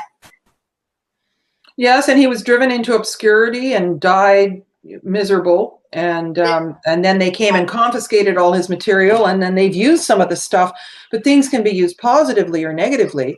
And I'm sure that a lot of the atomic energy has come from his inventions. It has. And I'm inclined to think as well that he was remembering from another past life. So in this culture, if you can't see it, it's not there. If you don't get caught, it's not wrong. But I think that there's a cellular bleed through. Yes. And, reincarnation is something we're not supposed to talk about. And in the Inquisition, if you did, they'd kill you. And so they say the Egyptians were obsessed with death, but they didn't even have a word for death. And so it's entirely likely that Tesla came in with cellular memory from a time when, in a higher level culture, Atlantis possibly Egypt, and way back in pre-dynastic Egypt, where he was working with these energies. But ironically, now they've got a Tesla car, but it costs $90,000. And so even though, perhaps a lot of these free energy devices that have already been invented have been repressed. I understand that there's 6,000 patents in the US Patent Office that have just been stopped, that anybody who's going to make free energy has not been allowed to. And in the Thrive movement, they've talked a lot about the factories to make the free energy stuff being burnt down, and the people who are the masterminds getting suddenly, suiciding themselves in ways that aren't exactly possible. So it really is a crazy world to repress what is our birthright. So utilities, taxes, insurance, and interest are all fabricated. The banks, I've got it all set up so they can't lose. Yes. They're criminal in terms of what they're doing. Yes. We don't seem to be able to stop them. When you think about what happened in Greece, the people voted, no, we don't want any more bailouts. No, we want, let the thing crash and let's pick up the pieces without you. We don't want that. And so they went to the trouble of having the referendum. And the next thing you know, they're doing the bailout. Well, it's pretty clear that governments don't care what people want. No. It's not about what works for everyone. And in things like Michael Tillinger's contributionism, Ubuntu party, if it isn't good for everyone, it's not good at all. Right. Well, that seems pretty normal and obvious, but in this crazy world, it's all about being hidden and in the darkness. And even in the Egyptian cycle, the Amun cycle, we still say Amen. The Amun priesthood were making people pay for their salvation. So that's the dark of the dark in the Egyptian cycle. And then it goes to Heper, which is dawn, which is what I think everybody, I think about going through the dimensional fields like a bird flying, and the nose goes through first, and then the shoulders and the wings, and then the tail at the end. So some people are riding on the nose and some people are riding on the tail. So I think we are reaching a point of dawn and new light. But there's all these, I call them ankle biters, trying to bring people down and toxifying in every way, which, weakens our brain power and all that stuff. So all the things that have been negative, that have really been hurting us, have worked on a lot of people. And a lot of people are sick and medicated, and their preoccupation becomes about dealing with that and going to the doctor, having tests and all of that. And no, I don't mean the kind of tests at school, but it's still tests, but they're preoccupied. And so I guess what we're looking for is people who want to step out of that and really build real materials, creative, connected to their own passion, and move forward by creating things and by finishing what you start. And maybe there's only going to be a few people who are able to do that, who want to do that, but okay, let's work with who is capable of doing that, because people let themselves down by starting something and not finishing it, or not knowing how to go about doing something, and they're missing gaps in their learning. They're missing some kind of scaffolding for how to proceed. And it really is a method. It's a method of building things. And that's what we're teaching. But we also have courses like Embracing Your Shadow. So what are the things, how do we have a saboteur that stops us from doing certain things? And that's a psychological construct. Carl Jung talked about the shadow. And but it's, I'm trained as a psychologist at the Women's Therapy and Research Center. I worked for 17 years as a psychologist. And Laurie, who's part of Interactive View as well, Laurie Simons, who happens to be the mother of the two boys who edited the Pyramid Code and did such a fine job, she's a psychologist at heart too. So what's educational psychology, right? That my master's is in educational psychology, my PhD is in educational technology, right? But how can we break through the paradigm and understand what stops us from performing well? And, if your self-esteem is being lowered because teacher is judging you, or you came fourth in the class, it doesn't take much. It's like touching a bubble, it bursts, right? And so how can we, find what our passion is, connect with the truth about why we're here and what we're doing, clear away the stuff that stops us, take the steps to learn the tools that we're going to be able to create with, and then make something that is always keeping the audience in mind. And so that's why it has to be of the highest quality, and it has to be logical, and like I say, parallel structure, and innovative. Yeah. And so once all that's in place, the sky's the limit in terms of what we can create. So I think there's a lot of people, who didn't finish their research projects, who dropped their ideas, or else couldn't get the support they needed to do something that was cross-disciplinary. Yes. And then they give up. But that is not a very satisfying thing. That's like getting 10 feet from the top of the mountain and saying, well, I'm kind of tired. Well, yeah, you're tired, but 10 more steps and you can look over the back of the mountain and go, oh, right? And that's where we get our energy. But if we keep holding back, we're stuck in that place. But if we use up all our energy, right, and go, then we get a new burst of energy for the next project. And when you finish something and you get some good results with it and people are proud of you for doing it, that fuels the next project. But if you almost finish and stop, or you're working with tools that aren't the right tools, that are limited, that don't work as well, then you're compromised. So how can you keep yourself in an atmosphere and an environment of encouragement and move forward? So it's really tragic to me that people are so preoccupied that they almost, can't get involved, or they say they want to. Like lots of people say, oh, I'd like to write a book. Okay, well, let's get going then. But I'm the kind of person too that, makes a decision and sticks with it. Right, exactly. So, but the thing is, we can become a community of that kind of person. For sure. And it's just taking baby steps. Like, we have to take baby steps for, it takes time, but we have to work together. Mm-hmm. Mm-hmm. Right. Mm-hmm. Yeah. And yeah, sorry.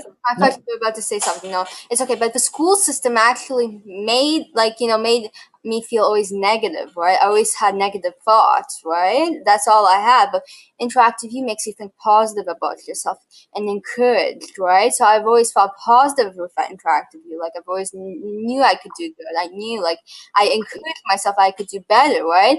And, when at school, they always make you, no, you can't do better. There's no way. Like, they always make you hit a dead end always, right? They always do, right? In Interactive View, hitting a dead end, you're building a road to a new path, right? You're building that, like you're paving the way to the new paradigm in education. And the thing too, though, about school is you're supposed to be a doctor, a nurse, a fireman, a teacher. There's limited roles that you're offered, but most of us are far more than one thing. Right. And if you're a teacher, I mean, do you know how to build this stuff? Like I did my PhD research on the adoption of technology in the Asia Pacific region in universities. Mm-hmm. And mostly teachers are very, very conservative people. And they also want to be the boss. So if the students know more about technology, that's really threatening for the teacher. And the students could be helping the teacher understand, but they don't want that. It's all disconnected. But over the years now, there's not so much of a digital divide. The young people have the computer skills and they're becoming the teachers, but they still don't really understand how to teach in a multimedia, cross-disciplinary, intercultural, interactive way. Now, learning doesn't happen without interactivity. We need to interact with our materials. We need to interact student-teacher. We need to interact teacher-teacher, because a lot of times in schools, the teachers don't know what the other teachers are doing, mm-hmm. right? And so we're not modeling for each other. And then interfacing with society. So what's the point of building this stuff? Well, you want to contribute it back. You want somebody to be able to have access to the material and perhaps even be inspired to make some of it themselves. It's not really that hard if we can take the time to pace ourselves and do those video tutorials, but then get inspired to make more. Mm-hmm. And so we discovered some pretty cool stuff when we did that session last week.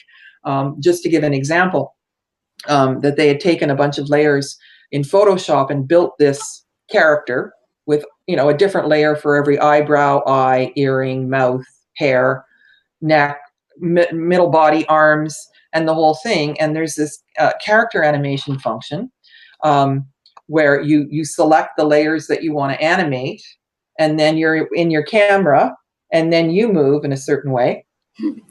And then it copies that and it makes your figure move in a certain way. And then you go down to the next layer and you can have the mid torso kind of dancing. And then it animates your character for you. It's like, well, how useful and cool is that? So I've been thinking all kinds of different ways that we can play with that and use that. And so you can do real video of real people, or else you can have characters that are, pushing letters together or making something italicized and animate the academic writing format so that it's fun and you remember it because it's a metaphor and they're pushing the things together and they're making all the, things even. So we certainly have to have an imagination in order to be able to think of, how to most effectively build material. But we have the tools now. Yes, thank goodness. And thank goodness we have internet, the right technology. Thank goodness we have updated that much. And we have to credit Nikola Tesla too, right? Thank goodness we have all this stuff, because if we didn't, we wouldn't be talking here today. We wouldn't be on this program, Zoom, and on Conscious Consumer Network if we did not have technology. We would not be bringing a new way of thinking outside the box system.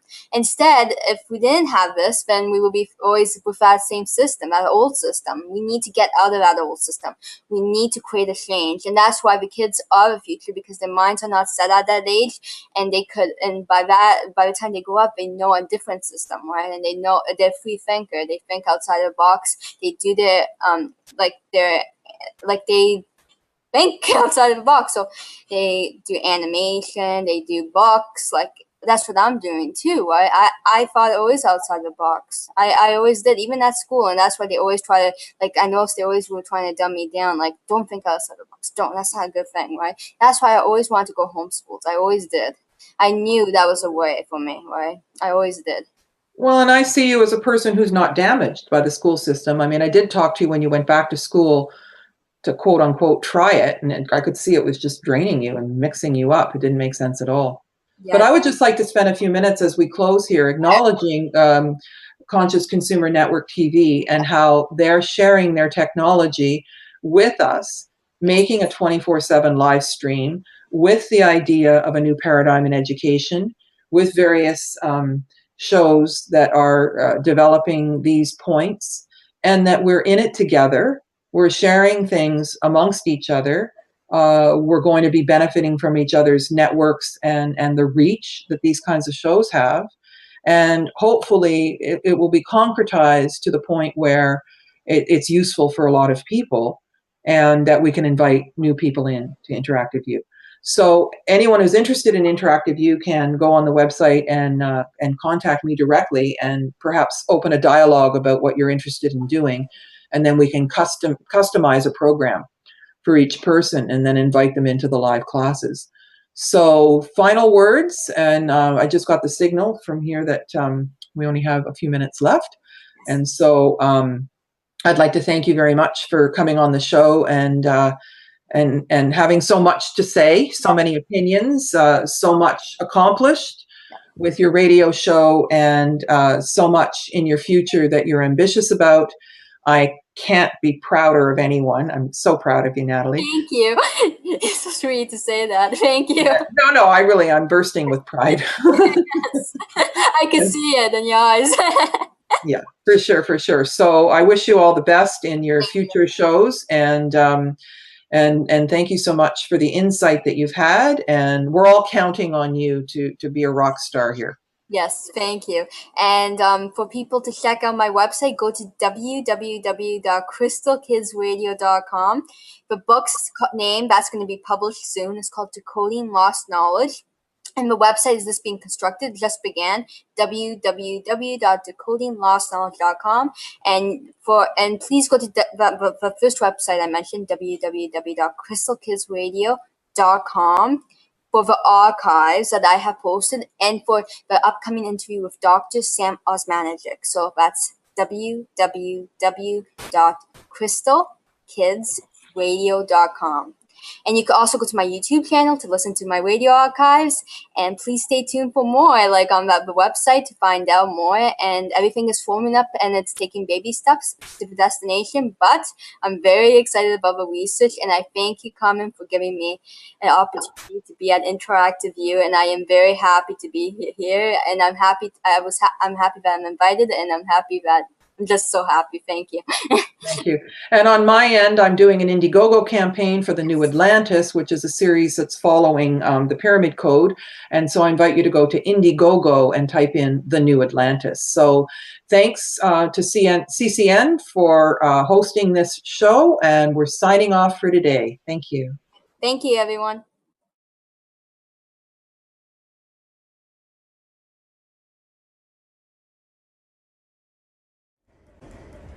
If you really had to make a difference on a large scale with minimal resources, how would you go about it? Have you ever dared to dream of doing that which seems impossible? On a planet steeped with corruption and destruction, the question beckons, how do we change it? Media has a far-reaching impact on people and has been used to manipulate humanity into our current destructive patterns. In order to affect people into moving into constructive patterns of behavior, we need to construct a new paradigm of media.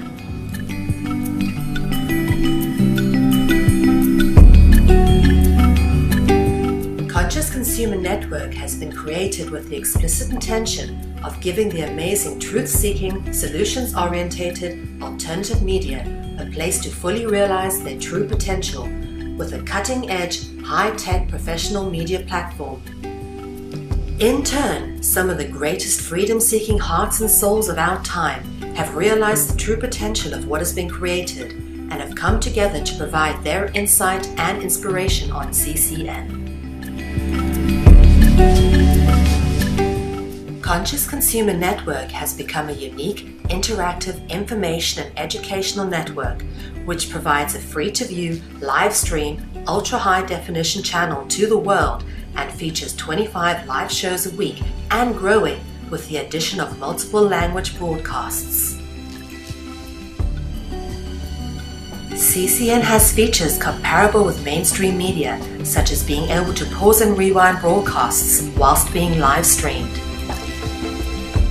Catch up on missed or previous broadcasts, now available from CCN high-definition downloads. You can now purchase a high-definition download of your favorite CCN show from ethymarket.com. Support free and independent media by becoming a monthly pledger. This can be done with a monthly pledge of €10, which will allow you unlimited access to CCN's high-definition downloads, which hosts a back catalogue of over 250 shows which have been aired since the launch of CCN on the 1st of January 2015. In order to keep CCN free of corporate sponsorship and advertising, CCN has launched the Pledge 300 campaign. This is a realistic goal with the hopes of securing a minimum of 300 people who will each pledge €10 a month. With this number, we can continue to grow and operate and potentially expand into a second foreign language channel. Help keep alternative media in the hands of the people. We thank you for supporting free and independent media.